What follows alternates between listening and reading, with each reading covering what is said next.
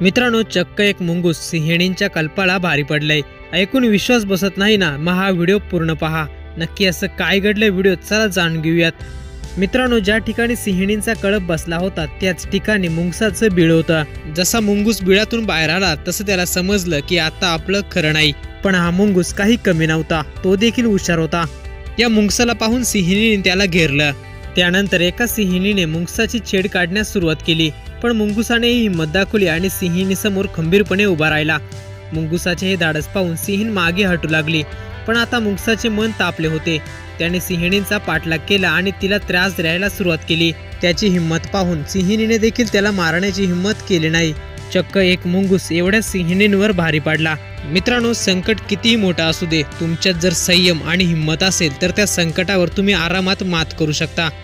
Video जर पूर्ण पाहिला असेल तर आपली ही प्रतिक्रिया कमेंट बॉक्समध्ये नक्की कळवा।